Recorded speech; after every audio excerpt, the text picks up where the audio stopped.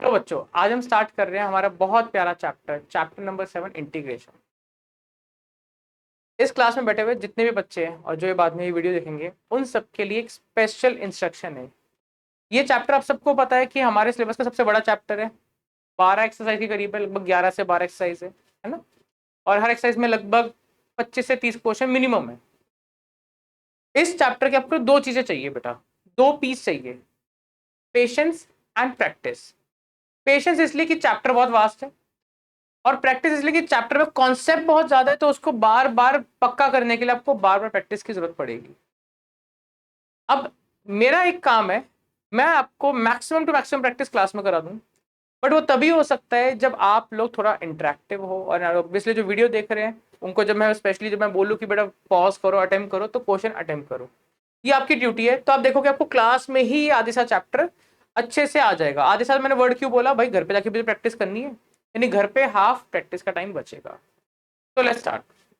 सबसे पहले एक वर्ड आता है इंटीग्रेशन। यार इंटीग्रेशन होता क्या है? इंटीग्रेशन का मतलब होता है एंटी डिफरेंशिएशन या एंटी डेरिवेटिव। एंटी डिफरेंशिएशन या एंटी डेरिवेटिव। अब आप बोलोगे क्या है sir anti differentiation anti derivative? तो एग्जांपल लेके समझाता हूँ, फिर अच्छा समझ आएगा। अगर मैं आपसे पूछूं बेटा किसका डेरिवेटिव करने पर 1/x आता है, मेरे को बताओ किसका डेरिवेटिव करने पर 1/x बनेगा, जल्दी सोच के बताओ। क्या आवाज नहीं आई? log x का, झट से बोला सबने। अच्छा सबको पता है। अच्छा बेटा किसका करने पर cos x आता है, झट से बोलोगे। तो बस यही है इंटीग्रेशन सर। मतलब सिर्फ इतना सा है कि सर किसका डेरिवेटिव करने पर यह आंसर आ रहा है। जैसा मैंने भी आपको बोला किसका डेरिवेटिव करने पर 1/x आता है, आपने झट से बोला सर log x। तो ठीक है, इसे हम क्या बोलेंगे, ऐसे लिखते हैं इंटीग्रेशन को कि 1/x का इंटीग्रेशन क्या हो जाएगा मेरा, log x। अभी लिखना सिखाऊंगा, लिखेंगे कैसे। पहले मीनिंग कितने बच्चों को क्लियर हुआ, यानी किस चीज का डेरिवेटिव करने पर यह आंसर फॉर्म होता है। पॉइंट क्लियर, यानी हम डेरिवेटिव से पहले वाली इक्वेशन निकालेंगे, विदाउट डेरिवेटिव वाली। तो एक बार कंफर्म करें फिर आगे चलेंगे। तो ओके, अब इंटीग्रेशन में अभी आपने लिखा, ऐसे करके लिखा बेटे, जो सिंबल है इसे बोलते हैं इंटीग्रैंड। क्या बोलते हैं इसे? इंटीग्रैंड। ठीक है। और हम लिखते हैं जैसे मैंने अभी लिखा था, क्या लिखा था मैंने, ऐसे का कुछ लिखा था ना, 1/x dx, ऐसे का कुछ लिखा था ना मैंने। इस पूरे को बोलते हैं इंटीग्रल। इसको क्या बोलते हैं मेरे बच्चा? इंटीग्रल। पहले यहां तक बोलो क्लियर? ठीक है, अब इसके फॉर्मूलास की बात। किसी को confusion? Anyone? No one. Formulas की हम बात करेंगे सर। बेटा मैं सारे फॉर्मूला नहीं लिखूंगा क्योंकि सबसे ज्यादा फॉर्मूला इसी चैप्टर में है। पहला फॉर्मूला इंटीग्रेशन ऑफ x की पावर n dx। ये dx कहां से आता है, क्यों आता है, ये आपको आगे चल के समझ आएगा, अभी नहीं आएगा। x की पावर n का इंटीग्रेशन। बेटे क्या बताओ x की पावर n का डेरिवेटिव क्या होता था, हमने जब सीखा था डेरिवेटिव में कि x की पावर n का डेरिवेटिव क्या करते थे, n x की पावर n-1, यानी पावर आगे और एक पावर कम। याद है ना सबको? अब यहां उल्टा होगा, इंटीग्रेशन है ना, उल्टा क्या होगा, x की पावर n+1 अपॉन n+1 और प्लस c माने कांस्टेंट। c क्या होता है बेटा? कांस्टेंट, जैसे आर्बिट्री कांस्टेंट भी बोलते हैं। ठीक है, बोलो यहां तक क्लियर?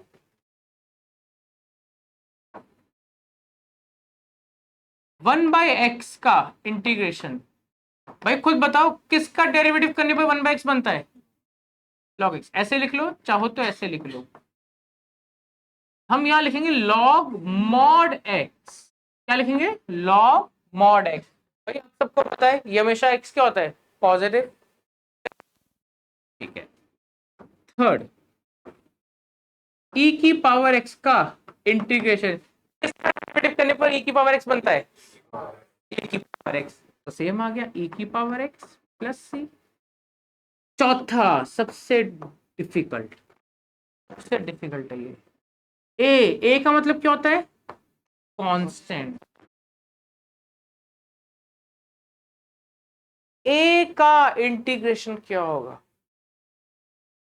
एक सिंपल, बस कुछ नहीं, नहीं एक्स लग जाएगा और क्या, कुछ अनोखा नहीं इसमें, ऐसे ही बोल रहा था वो मैं टफ। ठीक है। पांचवा, पांचवा, ए की पावर एक्स डी एक्स, इसका इंटीग्रेशन क्या होता है? ए की पावर एक्स अपॉन लॉग ए प्लस सी। किसी को जानने कैसे बना ये फॉर्मूला, पढ़ा किसी ने? हाँ, एक बार रिकॉल कराते हैं छोटा सा। किसी को याद है ए की पावर एक्स का डेरिवेटिव हम कैसे लिखते थे, याद है? बोलो। ए की पावर एक्स लॉग ए, यही है ना? पॉइंट क्लियर है ना? मेरे को तो इसकी वैल्यू निकालनी है, क्या करूंगा? लॉग ए को यहाँ, वही तो करा। Point clear? ठीक है, चलो।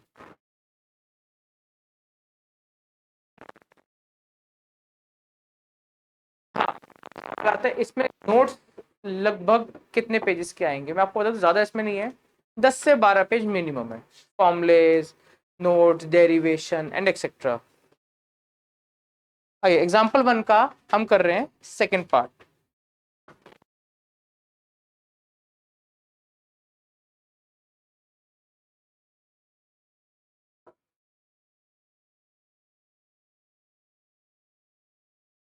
बेटा इंटीग्रेशन को आई से रिप्रेजेंट करते हैं, कहते हैं इंटीग्रेशन किसका? इसका 3x² प्लस 4x³ dx, इसका इंटीग्रेशन।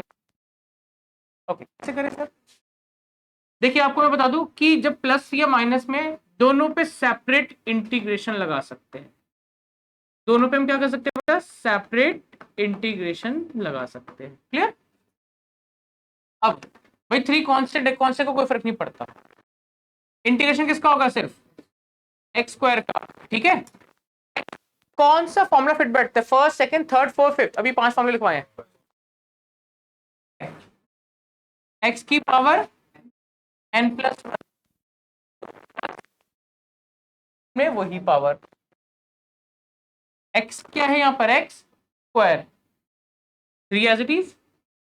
x² का क्या होगा? x की पावर +1, यानी कितनी हो जाएगी?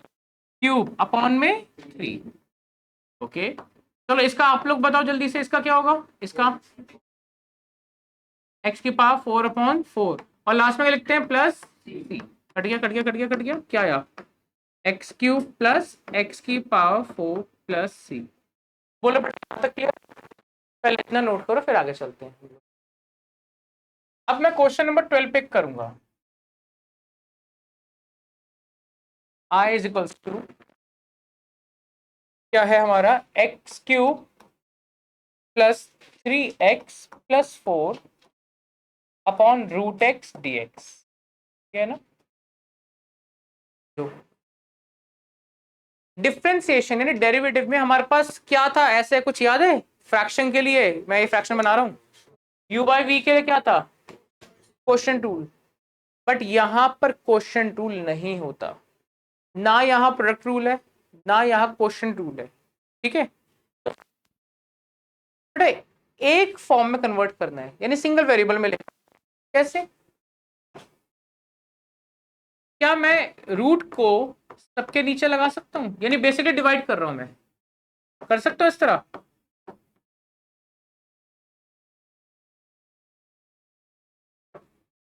हाँ जी बोलो, कर सकते हो गए? नहीं हो गए?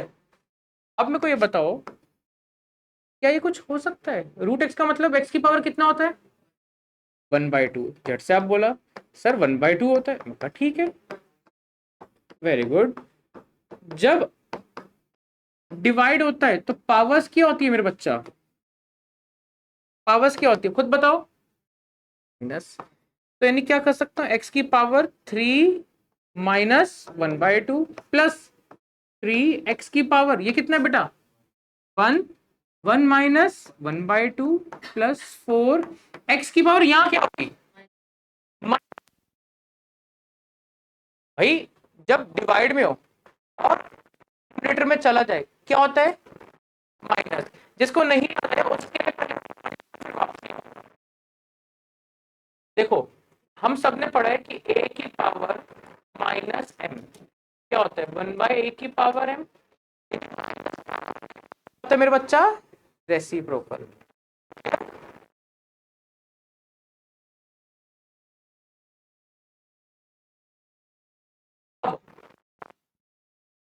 यहाँ रीजन मैं लिख के देता हूं आपको ताकि कंफ्यूजन ना हो।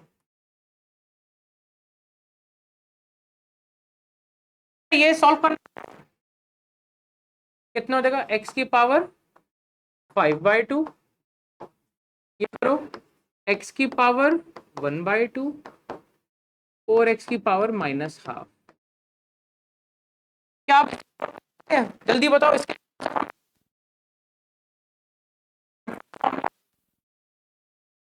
बोलो। ओके, आप करते हैं फिर।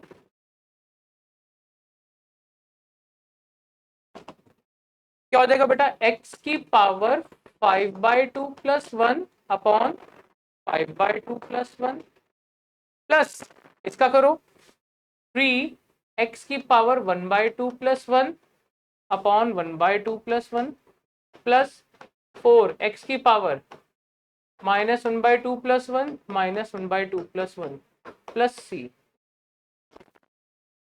ठीक है, x की पावर 7/2 अपॉन 7/2, इसे करो 3 x की पावर 3/2 अपॉन 3/2 प्लस 4 कितना बनेगा, x की पावर 1/2 अपॉन 1/2 प्लस c। आप सबको पता है अगर नीचे फ्रैक्शन है, ये फ्रैक्शन क्या हो जाएगा, रेसिप्रोकल। यानी फाइनली क्या बनेगा, x की पावर, या इसे उल्टा करते हैं 2/7 x की पावर 7/2, इसे करो 3 इंटू नीचे वाला क्या होगा, रेसिप्रोकल 2/3 x की पावर 3/2 प्लस 4 इंटू 2/1 x की पावर 1/2 प्लस c। कैंसिल करो, फाइनल क्या बना, 2/7 x की पावर 7/2, 2 x की पावर 3/2, 8 और x की पावर हाफ, इसको क्या लिख सकता हूं मैं, रूट x प्लस सी।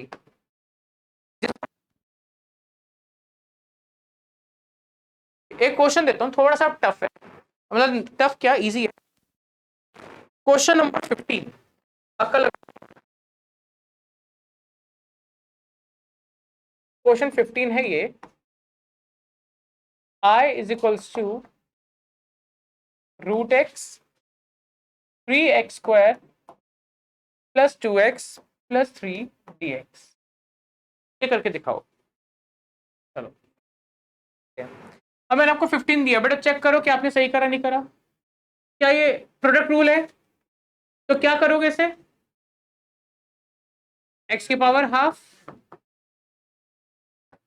और इससे फायदा क्या होगा x की पावर हाफ करने से सर, कि ये क्या हो सकता है, मल्टीप्लाई 3 x की power 2 plus half plus 2 x की power 1 plus half plus 3 x की पावर हाफ, राइट।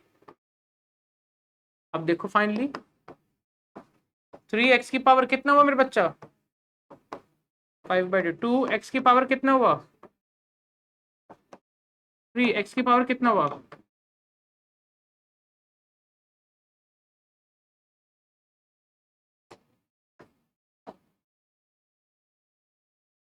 चलो अब कौन सा फॉर्मूला अगेन, पावर फॉर्मूला। ठीक है, क्या हो जाएगा, 3 x की पावर कितना, 5/2 प्लस 1 मेरा बच्चा कितना होता है, 7/2। मैं डायरेक्ट लिखूंगा अब 7/2 अपॉन में 7/2 प्लस 2 x की पावर 5/2 अपॉन 5/2 प्लस 3 x की पावर 3/2 अपॉन 3/2 प्लस c। नीचे वाला क्या होगा सर, रेसिप्रोकल 3 इंटू 2/7 एक्स की पावर 7/2,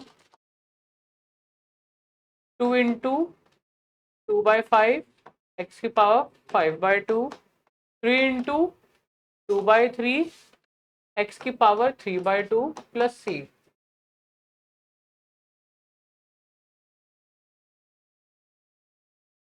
4/5 एक्स की पावर 5/2, 2x की पावर 3/2 प्लस सी। सही है सबका? किसी गलत है हैंड रेज कर। दो मन ओके, मिस्टेक कर करेक्शन समझ आ गई? अच्छा देता हूँ दिमाग लगाने के लिए।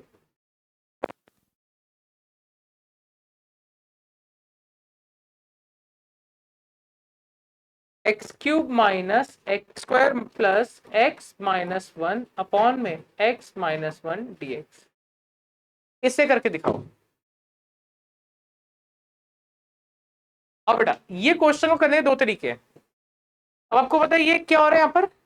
डिवाइड। तो भाई डिवीजन कर लो, बना लो। कैसे? क्या आप इन दोनों में से कॉमन ले सकते हो? क्या? एक्स स्क्वायर, अंदर क्या बचेगा? X minus 1। बेटा इन दोनों में से कॉमन प्लस 1, क्या बचेगा? एक्स माइनस 1 अपॉन में एक्स माइनस 1 dx। अब इसे करो, देखो x-1 दोनों में सेम है, x-1 दोनों में सेम है। तो क्या x-1 कॉमन आ सकता है? बिल्कुल। क्या बचेगा बेटा यहां पर? एक्स स्क्वायर प्लस 1 अपॉन में x-1 dx। ये क्या हो जाएगा बेटा? कैंसिल। फिर अब क्या बचा मेरा? X square plus 1 dx। यार इसका इंटीग्रेशन कैसे होता है खुद बताओ जल्दी से। एक्स क्यूब अपॉन 3 प्लस 1 का इंटीग्रेशन एक्स होता है। अगर आपको नहीं पता लगा तो ये बात मैं लिख देता हूं फॉर्मुलेज में यहां कि बेटा एक्स सॉरी 1 यानी 1 का इंटीग्रेशन होता है मेरा एक्स, तो एक्स प्लस सी।